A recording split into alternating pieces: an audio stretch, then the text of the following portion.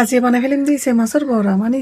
মানে বজ্জনে চিনে বোধকে নচিনে তো ইনুরে বোধকে আরা চিটেঙ্গে ভাষাত হয় দি তো চৈকেছে হয় আরা তো আসসালামু আলাইকুম আই ওনারা হাউস ব্লগার রাখো আশা করি খুব ভালো আছো না ভালো আছি আজি চৈকেছে আজি বড়া বানাই ফেলে চলে এসছি এটা প্রথমে ভালো করে দুই একদম পানি জড়াই চিপি পানি টানি ফেলাই দিই এর মধ্যে আই দি ফেলাই দিই অনর পেঁয়াজ কুচি টমেটো কুচি কাঁচামরিচ কুচি তারপর ধনিয়া পাতা কুচি আর কি তো কিছু একসাথে দিয়ে ভালো করে একদম মাখি ফেলাইম এর মধ্যে দিয়ে ফেলাইলাম হলুদের গুঁড়া মশলার গুঁড়া মরিচের গুঁড়া আর হাতে আলাদা গরম মশলা বানাই আসলে এবে দিলাম তারপরে এর মধ্যে সামান্য দিয়ে ফেলাই দিই ময়দা দিলে এখন যাতে ফ্রিজত আছিল অবশ্যই এখন এই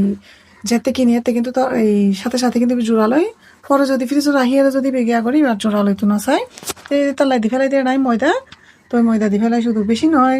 এক চামচের মতো আর কি তো বেকিং দিয়ে একসাথে ভালো করে একদম চিবি মাখি এর মধ্যে নাই সুন্দর করে পেঁয়াজও শেভে করে লই গোগমানি তেলের মধ্যে ছাড়ে দিই কিন্তু তেল দি ফেলাই যে কিন্তু আমি বাল্টি কানিকের মতো তেল দি ফেলাই কিলে ডোবা তেলত নবাজিলে কিন্তু ভাজা নহইব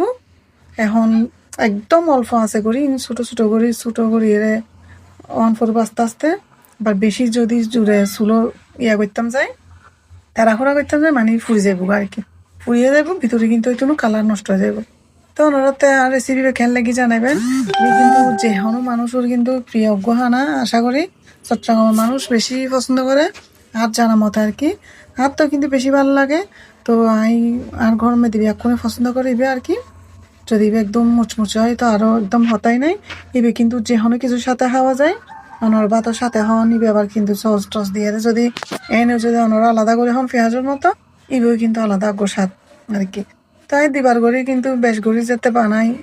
অবশ্যই 10-12 মতো জিন বানাই গিন